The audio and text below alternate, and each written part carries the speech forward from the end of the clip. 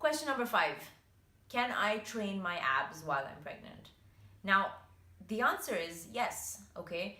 But you want to make sure that you keep remembering that you are not training to get a six-pack. You are not training to, make sure your love handles don't stick out. Those are not the reasons why you're training your core. You're trying to imagine your core as something circular, right? That needs to be trained because it's actually the perfect space and a secure space for the baby to grow. So you want to think about training the core as a whole, right? You want to think about more functional movements. You want to think about more pelvic related movements, right? Now, keeping this aside, make sure that you're doing your Kegel along the way.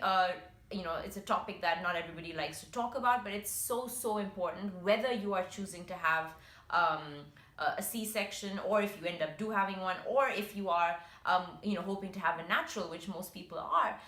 Kegel is really important. There are lots of apps available. I will put one or two down in a link that you could maybe refer to if you need help. But apart from that, lots of pelvic floor movements, lots of movements that are going to train your core as a whole, or on the side, lots of side planks. These are really important, and they're going to help you all the way through.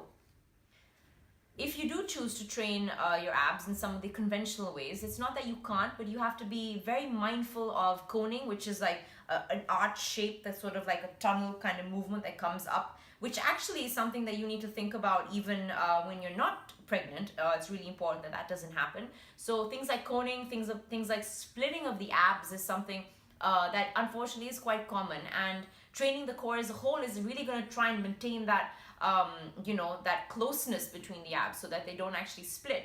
And it's quite an interesting thing. You should do some reading about it to know some more. But you want to training the core is actually going to help you in preventing a couple of these things happening.